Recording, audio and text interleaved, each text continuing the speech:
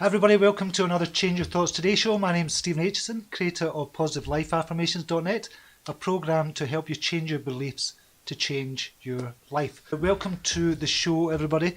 Today I want to talk about 5 signs to decide when to end a relationship.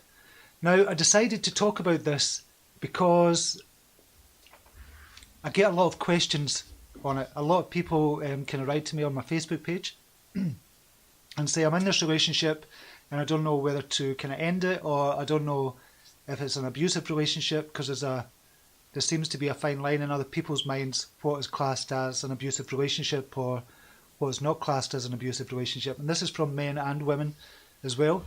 So it's not just women that kind of write to me. It's mainly women, I have to admit, but there's a lot of men write as well, and I can't give specific advice. So I do apologise for that, and I just can't do it for legal reasons. I cannot give you specific advice. I'm not qualified. So all I can do is give people general advice like this, and this is why can I do the lives as well, just to give you general advice. And if you take it, it's entirely up to you, but I've not given you personal advice one-to-one because I don't feel I'm qualified to do it. So I want to kind of go over 5 signs that it's kind of time to end a relationship. Because when do you know it's time? Because sometimes you might give somebody too many chances and you just go, okay, I've given them enough chances. And you think, okay, just one more chance, or they kind of beg you for one more chance. And this happens in all types of relationships. It's not just kind of relationships, a marriage or a kind of a partner kind of relationship. It could be a friendship, it could be a work kind of colleague. So it's all types of relationships. Mainly it's going to be about kind of a romantic relationship that you've got as well. Now, my wife, kind of Sharon, she's a director of a women's aid here that helps abused women and children kind of get housing and stuff like that as well. So I know a lot about the topic, but as I say, I'm not an expert and I can't give you kind of personal advice. So that's why I want to go for general advice. And I also want to say as well that it's hard for people to understand, especially like me. When I see a guy on TV or a woman on TV and they're getting treated like shit, I go, why doesn't she leave him, or why doesn't he leave her? And sometimes it's hard for me to fathom why they can't do it, but then I have to take a step back and say, well, I do understand. It's because of love. People love kind of, even if somebody's kind of abusing them and it's kind of borderline whether they're abusing them or not, we kind of see it's abuse, but they can't see it. And it's because of love, and also it's because of a lot of the reasons it's time, because they don't have anywhere else to go. So if you're kind of a woman in a kind of relationship, in an abusive relationship, it might have been, the abuse might have been so bad, i.e. financial, emotional, kind of physical as well, that you don't feel you've got anywhere else to go, like so with your children, especially if you've got children as well, because the relationship and the abuse has been that bad, which is a terrible situation to be in. So when people say, why does she not just leave him? It's not quite as easy as that. I totally get that, totally understand that, and working with kind of Sharon as well, listening to Sharon as well, and all, and not the kind of personal stories, but the kind of meetings that she's went to, and so with social work and stuff like that. It's kind of horrific, some of the things that go on. But here are 5 signs when to kind of end a relationship. And this I want to kind of mention as well, this is from Brendan Bouchard. So we've got a couple of articles on our blog, at my blog, at CYT. And I thought, no, it's not quite hitting the mark. And then I came across this article from Brendan Bouchard, and he's got a video on it as well. And I'll put a link down below, because it's a great article and it's a good reminder as well. So I want to go over that article as well. And a lot of it's kind of common sense to some people, but other people in these types of relationships, they kind of don't see it because their reality is totally different. So hopefully you kind of recognise some of the signs, or you might kind of start questioning some of the signs as well. So the first sign is abuse. Obviously physical abuse, mental abuse, emotional abuse, and financial abuse as well.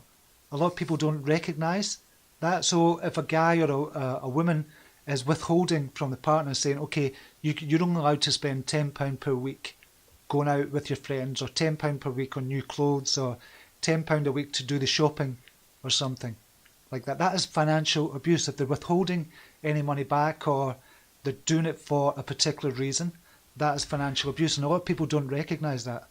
And it's so very true that these kind of controlling people kind of abuse people in different ways. It doesn't just have to be physical abuse. So obviously there's physical, mental, emotional and financial abuse. Any of these signs is just a huge red flag to say, okay, this is time, or this might be time to get out of the relationship. And when a guy or a woman kind of hits a partner, then that is just a sign immediately to kind of leave the relationship. But again, from the outside looking in, when that happens and we kind of question why the guy or the woman hasn't left after the partner has abused them, we go, why on earth don't they leave them after the first kind of hit or slap or something like that? There's loads of different reasons. So you have to look at it from their point of view as well. I'm not the abuser's point of view. I'm talking about the woman that doesn't leave or the guy that doesn't leave their abusive partner. And it's because of love. They love their partner. And then when it gets kind of worse, or it seems to get worse, they're that entrenched in that abuse that they don't feel they've anywhere else to go. They don't feel they can talk to anybody about it. So we have to be sympathetic towards the people that are being abused as well. And a lot of people think it's easy just to get up and walk out, but it's not that easy. But that should be a surefire sign if there's any types of those kind of abuses as well. Another type of abuse is the controlling kind of abuse. So when a guy says to a woman, you're not wearing that going out. So if you're going out with your friends and the guy's saying to you, you're not wearing that, and they demand that you're not wearing it, it's not just giving you a piece of advice on what to wear. So my wife, for example, she'll say to me, that top might not be you might have to throw that top out, it's a bit old or something like that. That's advice, that's her because she loves me and she's going to tell me that. But when a guy or a woman says to the partner, you're not wearing that going out, because of jealousy or because of controlling, they're controlling their partner, that is a type of abuse as well. So there's lots of different types of abuse. Financial abuse we've spoke about as well. Emotional abuse, putting their partner down. You're not good enough, you're thick, you're not intelligent, you're not good enough to go to college, you're not good enough to go to university, you're only good enough to do a cleaner's job or something like that. That is mental abuse. And it's a clear mental abuse. And almost as bad as physical abuse sometimes as well, because it's longer lasting. Obviously physical abuse can get really bad as well, but mental abuse is just as bad, as is financial abuse and emotional abuse as well. So when you recognise those signs, it's time, it's a red flag. You should say, okay, maybe I have to talk to somebody, or maybe I have to get out of this relationship. So that's one sign. The second sign is when there's failed discussions. This is what Brendan's talking about. Failed discussions. So when you've sat down with your partner or your friend or your work colleague and you've tried to hash out and just to tell them how you feel. So you say, listen, I feel you're treating me a bit bad here and this is why I feel this way. And this is all about you, the way you feel. Not as how they perceive you to feel, but how you feel yourself. If you feel this way in any way at all, then it's valid. You've got a point. It's not you being kind of over dramatic or anything like that. If you feel that, it doesn't matter. It's you that feels those emotions. And you have to sit down and talk. And if you try to talk to the person loads of times, then it's a sign. And it's not worked after that. After 4, 5, 6 discussions, and they're still doing the same old thing. They're still kind of putting you down in front of people, or they're laughing at you in front of people if it's a work colleague or a friend or something like that. Then it's time to sever that relationship. So that would be a definite sign for me as well. And it's happened to kind of me in the past as well with a friend. I was kind of friends, he was very narcissistic. I didn't realise this at the time, I was much younger at the time. Extremely narcissistic. One time, he's fantastic company, great guy. He draws people to him, he's got all that energy. And I was in kind of this group of friends that we were in. And he would kind of put me down, but subtly do it. And I don't know what it was. I don't know if it was jealousy, or I don't know if it was envy, or he just like putting people down. But he would certainly do it. He'd do it in such a kind of jokey way, as if he would laugh at you and get other people to laugh at you, and he'd just say, "Oh, it's just a joke. Don't take it too serious." So after a few years of being in that kind of crowd, I just severed the whole relationships with the whole crowd. It's something that I had to do, and something that helped me to move on as well. because I just didn't have that much confidence back then as well. I was only 19 or 20 or something. But I recognised the signs of kind of narcissistic behaviour, and he definitely was kind of a narcissist. I've never really spoke about that, but yeah, you have to kind of recognise the signs there as well. Number 3 is repeated neglect. So Brendan's talking about if your partner's not thinking about you kind of often enough, then that should raise another kind of red flag. So for example, every time I go out shopping, I'll buy my wife a wee thing because she likes Iron Brew, which is a Scottish kind of drink. It's a juice. Do we call it juice? No, you won't call it juice. Soda. You might call it soda. Depends where you are from the world. So she likes this type of juice, and she's always running out because she drinks this kind of Diet Iron Brew. So I'm always kind of thinking about her when I'm going out shopping. What does she need? What does she want? What can I get her? And she does the same for me as well. We're always thinking about each other. But if your partner's never really thinking about you, and it's almost like you're kind of a nuisance because you're in their life, and I know that sounds strange, but if it feels like that, that's a red flag. I just say as well, they never really do anything for me. They never really want to go out with me. They never pay attention. They never notice when I get a haircut. And this is vice versa. It could be a man or a woman. And they just don't really kind of pay attention. And so it's repeated neglect. It's okay if it happens once or twice because they might be really busy at work or they might be stressed about something. But if it happens repeatedly, then that's a red flag to say it's time. It's time to get out. Number 4 is repeated lies. So if you catch somebody, or catch a partner, or catch a friend, or catch a work colleague, or anything like that, particular partner, if they've lied to you, even once, that's time to get out. That's not time to get out, it's a red flag. It's a red flag, but if they keep on doing it, then, and you've caught them out, and you've kind of confronted them, and say, I'm really sorry, I'm not going to do it again, I should have told you, but if they repeatedly do it, then that's time to say, I've given you enough chances, it's time to go.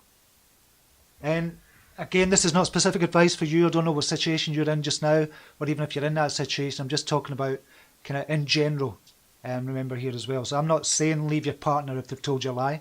I'm just giving you general advice here. And number 5, the last one, is no appreciation. So they don't appreciate what you do. Like, for example, my wife this morning, she'd been saying for the last couple of weeks, okay, that wallpaper in your office that we put up a couple of weeks ago, there's a couple of lines down it. And she appreciates me that much that she's willing to give up 2 or 3 hours of her time to take all that wallpaper down and do it the right way. And it was just a couple of tiny little lines that were showing. It wasn't anything kind of really bad, but that's how much she appreciates me. And she says, I always want you to have a nice office. And I appreciate her in exactly the same way. I do loads of things for Sharon as well because I appreciate everything that she does. She works hard, she's a great mother, she's a brilliant wife as well, and I just appreciate her all the time. Thinking it, I tell her I love her, kind of hugs every single day as well. And if there's nothing like that there in your relationship, if there's no appreciation there of who you are as a person, then that's a red flag just to say, is this the right relationship? So as I said, that was from an article from Brendan Bouchard. We've written about it on our blog as well, but I just thought that was a really succinct article. It just kind of sums everything up, and it gives you 5 kind of red flags to look out for. So I hope it's given you food for thought. I'm just going to go on to Facebook just now, see if we've got any comments. The comments are sticking as usual. If you kind of related to this, just give me a few hearts just now, so I can see the hearts flying. If you kind of relate to this and you can understand what I'm talking about, and that would be great to see a few hearts just to let me know that I'm on point what we're kind of talking about here. Jackie Bunton Marsh is saying, I like the wallpaper, but that's very sweet. Anne-Marie Johnson saying, oh, that's so nice. Okay, I'm just trying to scroll through the comments just now. We're kind of losing them. Don Adams Bowen, having a good support system is helpful. At least it was for me. It is, I'd say it was kind of vital, having a good support system. And knowing where to turn to as well. If you don't have family in the area, if you don't have a friend kind of network, or if you don't have a really good friend who can help you through something like this to talk to, then obviously there are kind of organisations out there that you can phone up and just ask for advice as well. Depends on the situation as well. So there's lots of organisations out there that you can talk to as well by giving them a call. Elba Rivera, good morning, Steve. Elba's here. Good morning, Elba. Christine Hengesteg is authentic from Authentic Intention. You should definitely check out her page. Does great lives as well. I wrote a blog post about 5 truths of authentic relationships. So you could check that out as well. That'd be a really good one. Eva Arsano, welcome Eva. Know the signs and leave. Don't be afraid to do so. That's really kind of good advice. But a lot of people are kind of afraid. They're afraid of change. They're afraid of what might happen if they do. So I can totally understand it from that point of view as well. But there comes a point when you just go, right, enough's enough. I'm going to have to leave. But hopefully that'll give you kind of red flags to kind of think about as well. Kim Hamilton, everyone should share this live on your wall. Thank you very much, Kim. I really appreciate that. Frida Murphy, love can be blind, and all what you said is called blind love. From Frida. Blind love, okay, I totally understand that. It's blind love where they don't think the partner can do any wrong, and it might just be, they kind of give excuses to why the partner is behaving in a certain way. Or they're just saying like, oh, they're just stressed out, had a stressful day at work, or something's happening, and they kind of make excuses for their partner as well.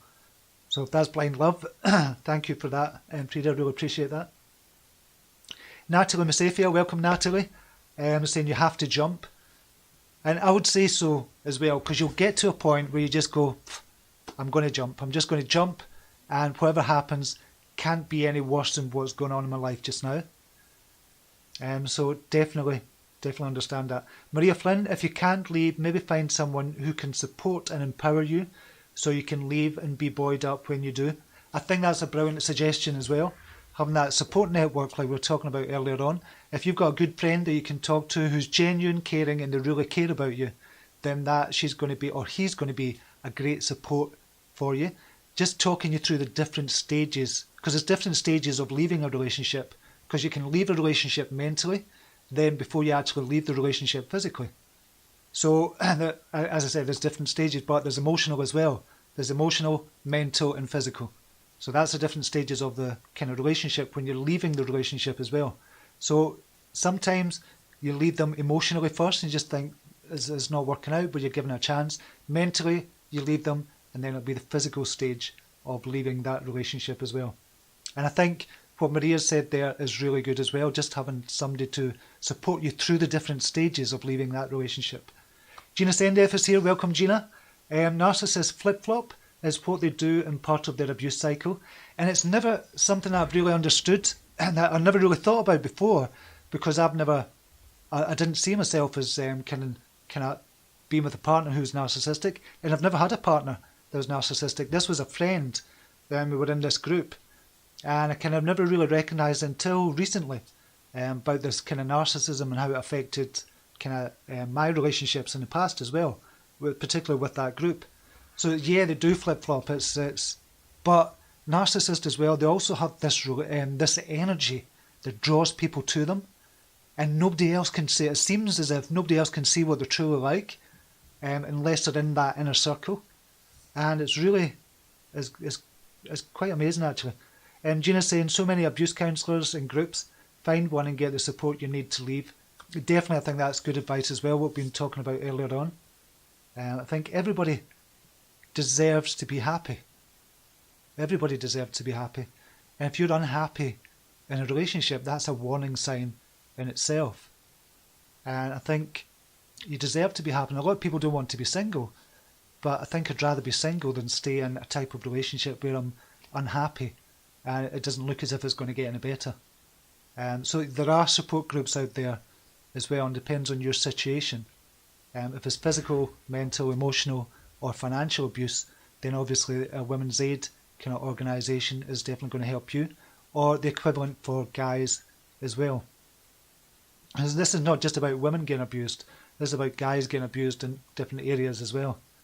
But I do recognise that it's going to be mainly women that this kind of pertains to as well. Dominique Malinga, I still love him, and all I would want would be able to repair that relationship. And I think that's a difficulty, Dominique. I totally understand where you're coming from with that. But if somebody is getting away with controlling you or abusing you in some kind of way, then that respect for you has probably kind of left them. And it's all about that respect as well. If they did respect you in some way, they just wouldn't do what they're doing. So it's not about, and understand what you're saying about love as well. And this is not me giving you personal advice, this is general advice again. Understand that you love the person, but if they've lost that respect for you because they've got away with it for so long with this abuse, whether it be financial, mental, physical, or kind of emotional, if they've got away with it for so long, they lose that respect, and that relationship can be very hard to repair again. Okay, with that, I'm going to leave it there just now. I hope it's given you something to kind of think about at least, or you might recognise a friend who's going through something, but they've never really said to you. If you recognise that, it's always worth saying, even at the risk of the friend kind of getting angry with you. It's still worth that kind of risk if you kind of recognise the signs that someone else is going through as well. Even just going up to them and just say, listen, I'm here if you want to talk about anything. You don't need to say anything specific, but recognising the signs for other people, not just in your own relationships, but in other people's relationships as well. And it's not about being nosy, it's about caring. It's about caring for your friends, it's about caring for your family.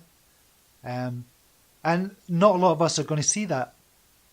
We're not going to see a lot of this happening. It's not as if every single relationship is like this, because most relationships I know is very kind of loving relationship. I don't know any kind of abusive relationships or kind of bad relationships.